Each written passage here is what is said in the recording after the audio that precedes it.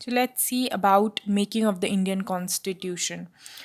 Like South Africa, India's constitution was also drawn up under very similar circumstances. Thus, the making of the constitution for a huge and diverse a country like India was not an easy task, It was not easy because, the size and the population and so diverse India is. At that time, the people of India were emerging from the status of subjects to that of citizens. So we were first, no, just had the status of subjects under the British rules. Now we were being part, of this land. We were now given the recognition of citizens and not just as subjects. The country was born through a through a partition on the basis of religious differences.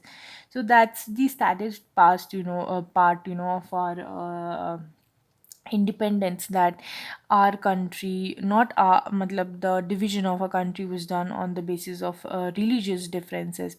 This was traumatic experience for the people of India and Pakistan. Okay, so at least 10 lakh people were killed. So many people were killed, around more than 10 lakh. This is just an estimated figure that, around 10 lakh people, so many more people would have been killed in that whole process on both sides of the border, on the border, in partition related violence. There was another problem. The British has left it to the rulers of the princely state to decide whether they wanted to merge with India or with Pakistan or remain independent. So there were many princely states, okay, other than now we we, of course, there was India Pakistan that was divided, and then we had princely states, who was given the choice whether you want to join Pakistan, or you want to be a part of India, or you just want to be like that only, without um, on either side. The merger of these princely states was a difficult task and uncertain task. When the constitution was being written, the future of the country did not look as secure as it is today.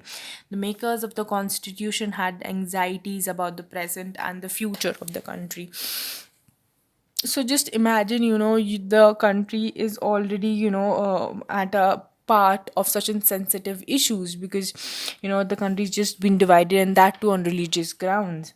And you have so many people who have been killed, more than 10 lakhs on either side of the border. And then you have these princely states, and how the constitution and the country is to be come forward, and how the future is going to be. Just imagine the this task in itself, sounds so difficult. How, what is going to happen of India as a country? Are we going to get through it or not? Just imagine the leaders who had to do it. So that was just a big task for them.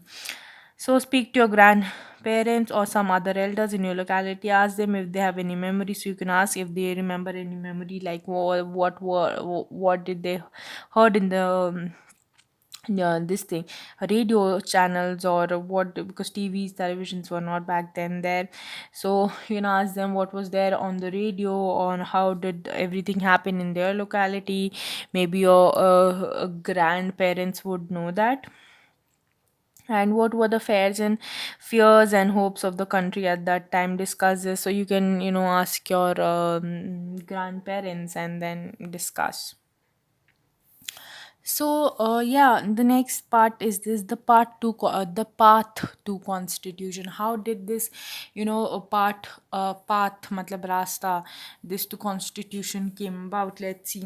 Despite all these difficulties, there was one big advantage for the makers of our constitution. Unlike South Africa, they did not have to create a consensus about what a democratic India should look like. uh, Much of the consensus had evolved during the freedom struggle. A national movement was not merely a struggle against a foreign rule. It was a struggle to rejuvenate our country and to transform a society and politics. Rejuvenate, matlab to re-energize, to give them new energy. Okay, so this thing, there was a sharp differences of opinions within the freedom struggles about the path of India, the path India should take after independence. Such differences exist even today, yet the basic ideas had come to be accepted by almost everybody. There are always differences, that we want some things like this, some things like that, but some, there are things which everybody is certain that at least this thing we wanted like this. So during the struggle time, they had defined that what should be the basic of what everybody has an idea of the new country, which is India. As far as in 1928, Motilal Nehru and 8 other Congress leaders drafted a constitution for India. In 1931, the resolution for the Karachi session of the Indian National Congress dwelt on how the independent India's constitution should look like. So Motilal is a very important figure. Okay, and this session also, that the Karachi session, which was in 1931. This is also very important. Remember these, okay? The Karachi session of the Indian National Congress dwelled on how the independent India's constitution should look like. Draft, matlab they prepared a rough work at least. Both these documents were uh, um,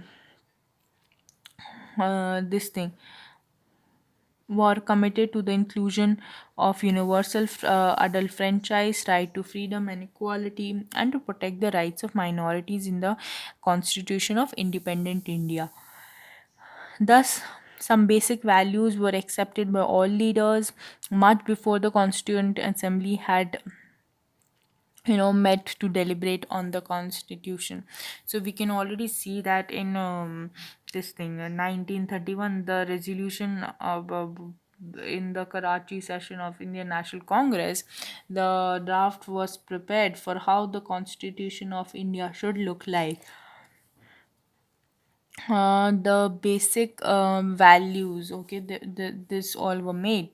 The familiarity with political institutions of colonial rule also helped develop our argument over the institutional design. The British rule had given voting rights only to a few, and on that basis, the British had introduced very weak legislatures. Elections were held in 1937 to provisional legislatures and ministries all over the British India. These were not fully democratic governments, but the experience gained by India in the making of the legislative institutions proved to be very useful for the country in setting up its own institutions. And even though we were under the rule of British India, there were not proper democratic elections or legislatures. Still, through that, the leaders who were going to be the main part of after independence of India, they got an experience of how to do it, working on them. That is why the Indian constitution adopted many institutional details and procedure from colonial laws like the Government of India Act 1935. And that is the reason why we have so many rules similar to colonial rule. So these are some of our leaders. Let's see what is written about them. Vallabhbhai Jawaharlal Patel, 1875 to 1950, born Gujarat, Minister of Home, Information and Broadcasting in the Interior Government, lawyer and leader of Bardoli peasant satyagrah, played a decisive role in the integration of Indian princely states, later Deputy Prime Minister. So you can see integration of princely states. Okay. Abdul Kalam Azad. Abul. It's not Abdul. It's Abul. Okay. Abul Kalam Azad. 1888 to 1958. Born in Saudi Arabia, educationist, author, and theologian, scholar of Arabic Congress leader, active in the national movement, opposed Muslim. So he opposed Muslim separatist policies. Later, education minister in the first Union cabinet. Then he's Mr. T.T. Krishnacharya, uh, born in Tamil Nadu, 1890. 9 to 1974, member of drafting committee, entrepreneur and congress leader, later finance minister in the union cabinet. So these are some of the information about our leaders. There are others also. Okay.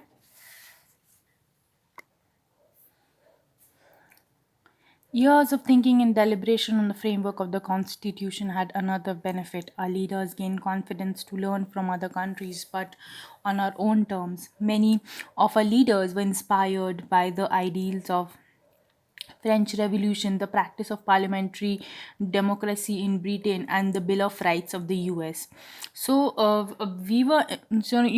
We got independence much later than other countries who were already independent by the time we became one.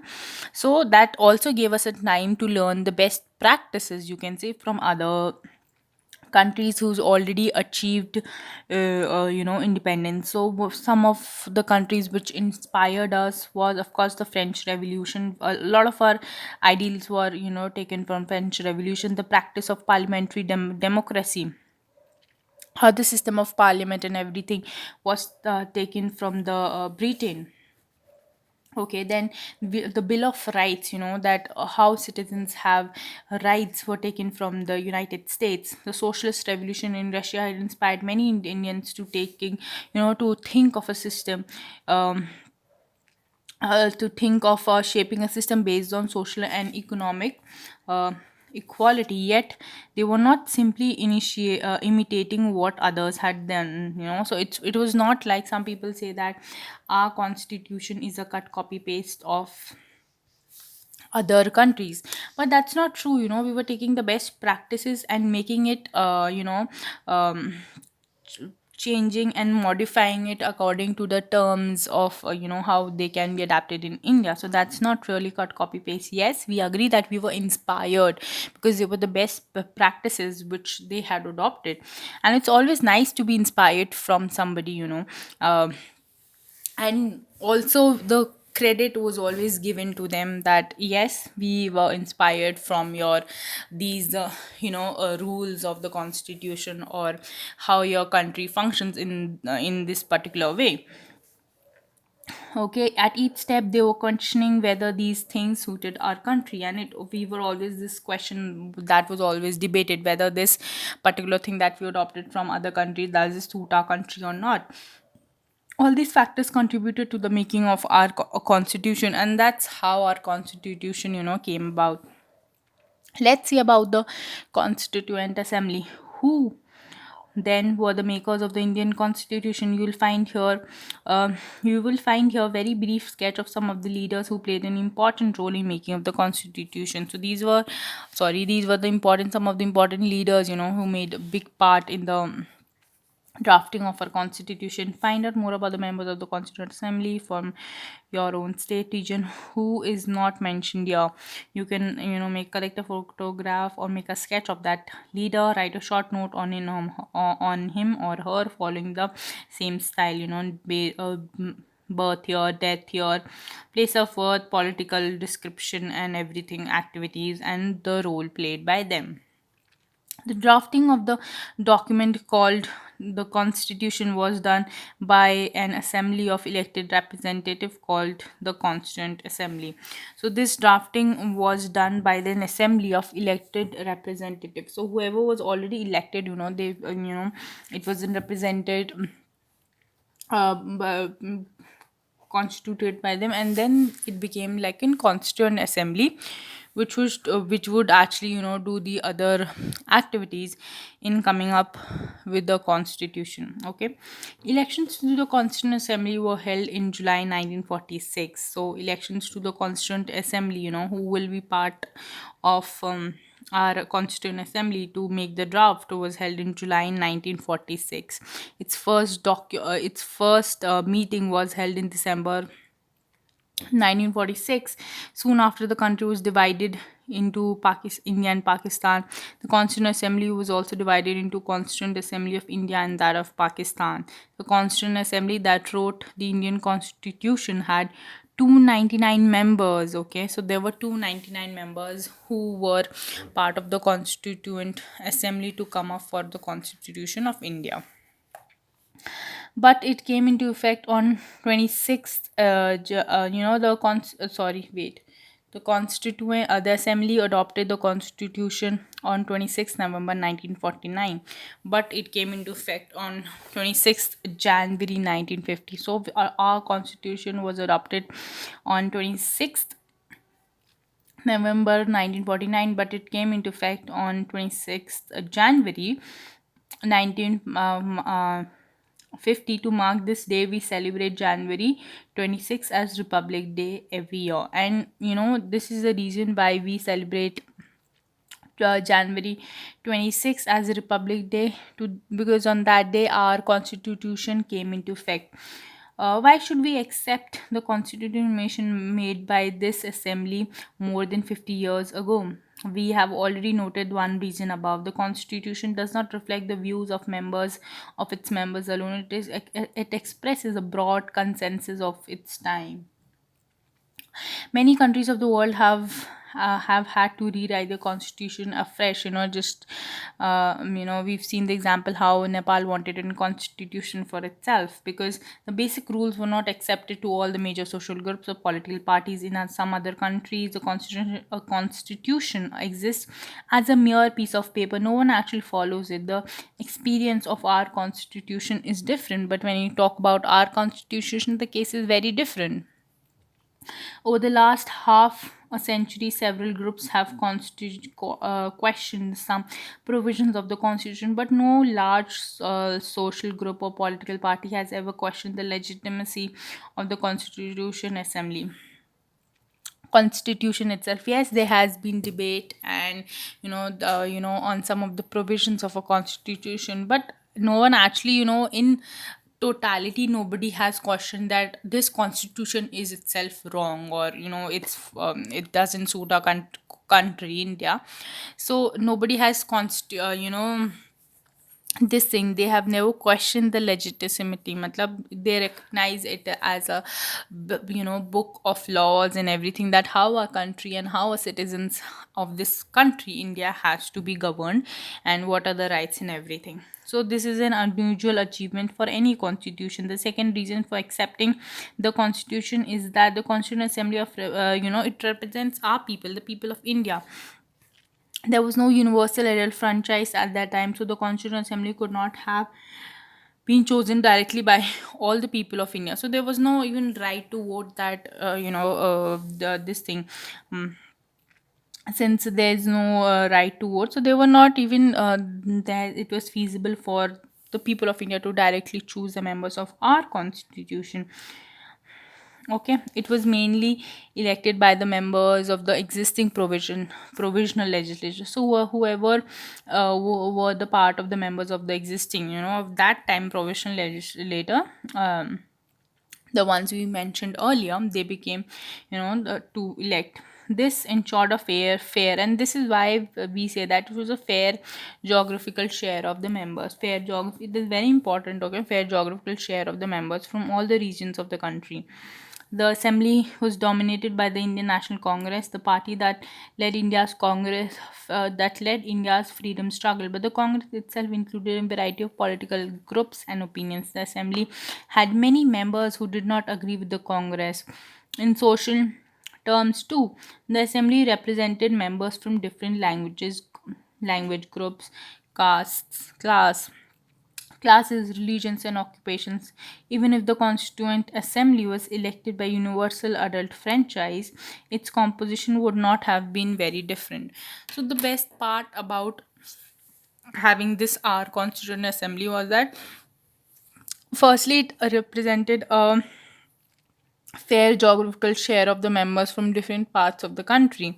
And even if we would have had the universal adult franchise at that time, then also it wouldn't have chosen such a vast of diverse people for our constituent assembly like it had under the people who'd already been chosen under the provisional legislatures.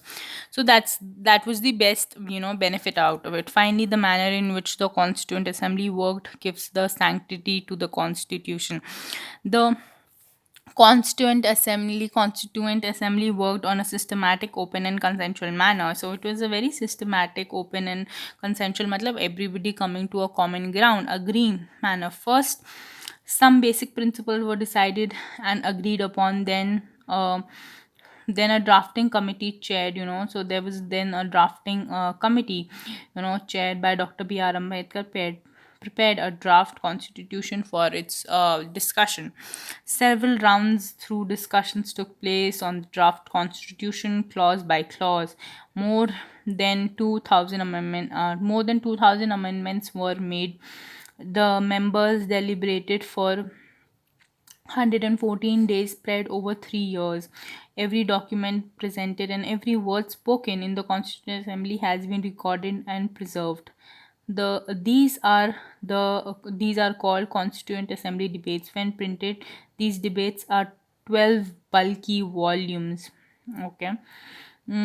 These debates provide the rationale behind every provision of the Constitution. These are used to interpret the meaning of the Constitution.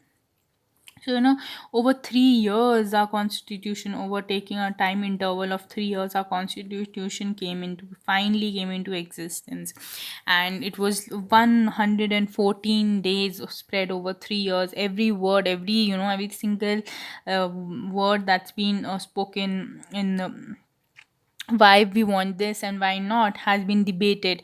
Okay, so you cannot say it was just made in a hurry and everything. 3 years is a long time to come and deliberate about something. Okay, so here are some of the leaders. See, first Constituent Assembly was there. Okay, which were majorly part people from the legislator provincial legislature, and then a drafting committee was, chaired by Dr. B.R. Ambedkar, who prepared a draft constitution for discussion and everything. That how discussion over in 114 days, 114 days spread over 3 years came about.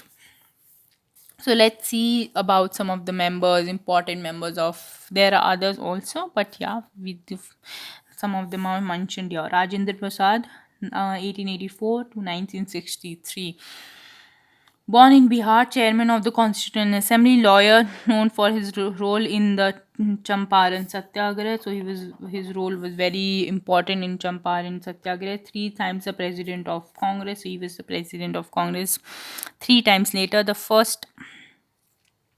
was the first president of India. Okay, the first president after independence. Jaipal Singh, born in 1903 in Jharkhand, till death in 1970. A sportsperson, educationist, captain of the first national hockey team, former founder of Adivasi Mahasabha, later founder of Jharkhand Party. So he's also there. Then H.C. Mukherjee, born in Bengal, 1887, death 1956. He was a vice chairman of the Constituent Assembly. Vice chairman of the Constituent Assembly. Reputed author and educationist, Congress leader, member of All India Christian Council, and Bengal Legislative Assembly. Later, he was the governor of West Bengal. G. Durgabai Deshmukh, born in 1909, Andhra Pradesh, death 1981. She was an advocate and public activist for women's emancipation, founder of Andhra Mahila. Mahila is women's. Sabha is like a group or a meeting, like Gram Sabha we studied, right? Congress leader, founder, chairperson of Central Social Welfare Board. Okay.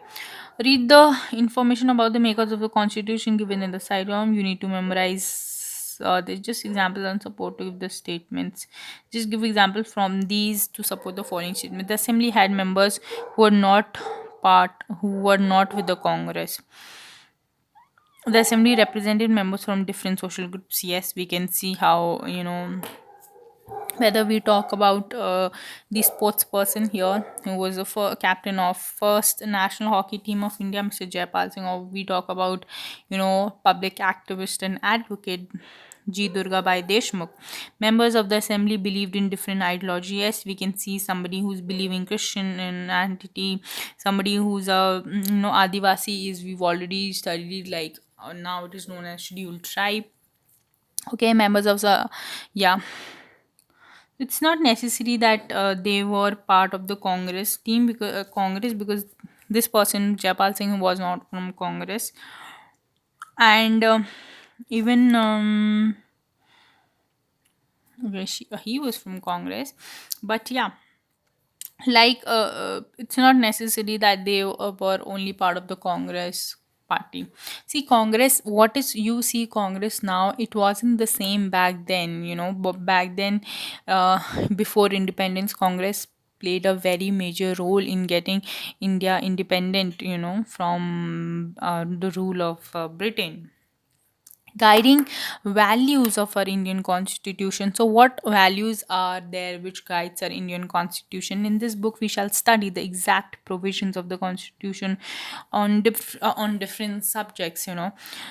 At this stage, let us begin by understanding the overall philosophy of what a constitution is all about. We can do this in two ways. We can understand it by reading the views of some of our major leaders on our constitution, but it is equally important to read what the constitution says about its own philosophy. This is what the preamble of the constitution does.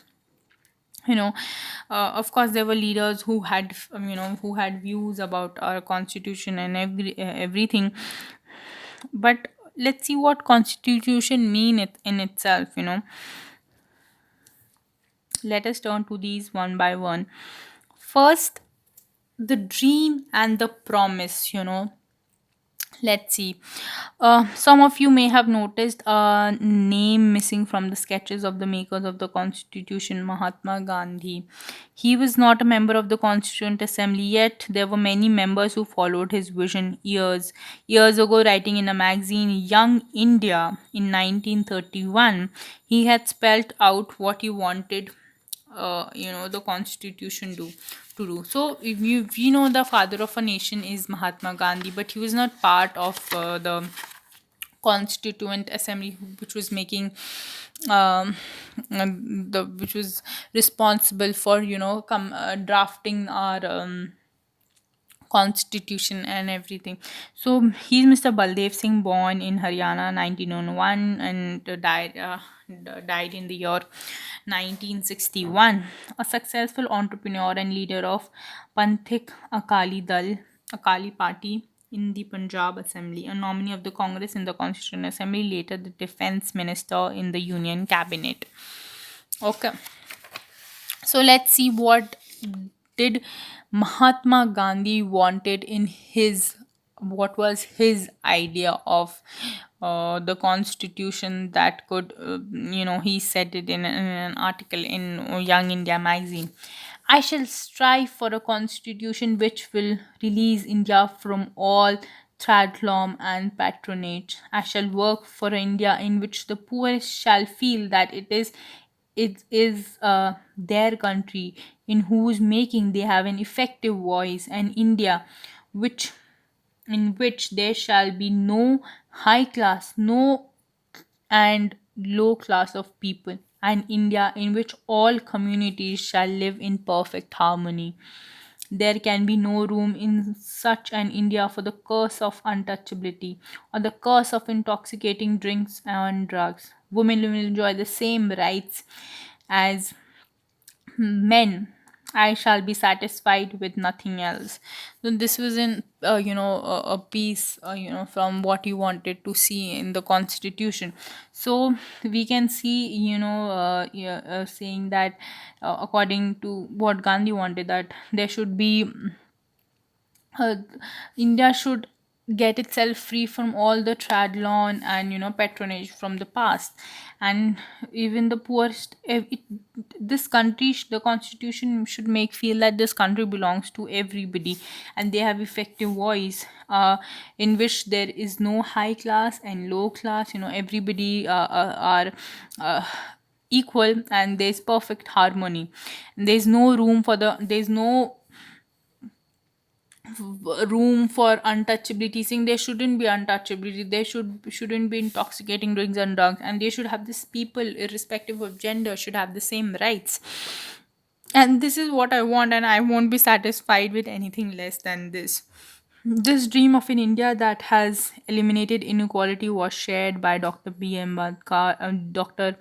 M. Ambedkar, who played a key role in making of the constitution, but he had a different understanding of how inequalities could be removed. He often bitterly criticized Mahatma Gandhi and his vision. In his concluding speech to the Constituent Assembly, he stated his anxiety very clearly. So, both the leaders, whether you talk about Mahatma Gandhi or B.R. Ambedkar, who was a very, who was a this thing, very important member, who was part of this thing, drafting committee of our constitution. And people have different opinions and everything, and they might, everybody, whether it's me, you, we all have very different vision for how we want our country to be and to look like. Okay, so what he thought, in his last speech, what he said, let's see. On the 26th of January 1950, we are going to enter a life of contradictions. In politics, we'll have equality. In social and economic life, we will have inequality.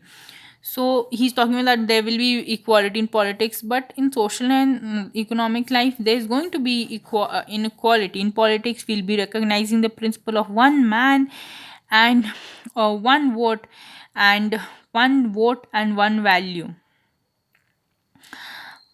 In our social and economic life, we shall, by reason of our social and economic structure, continue to deny the principle of one man and one value. How long shall we continue to live this life of contradictions? How long shall we continue to deny equality in our social and economic life? If we continue to deny it for long, we'll do so only by putting a political democracy in peril. So, he's saying that, when Mr. Ambedkar is talking about, this is his dilemma, that yes, and he's saying that our lives are going to be of very contradictory in nature. And you know why it is? Because now, Mr. Ambedkar, actually, he's not even wrong, because he's comparing political life, the rights we have, like for one man and one vote and one value. He's comparing with his social and economic life, and that's not wrong also, because yes, we know that politically we are going to be equal, because we'll have one person one vote, one person one value. But social and economic, people are not going to be equal. There's going to be a difference, in their economic status, and that's how there will be denial of inequality. Okay.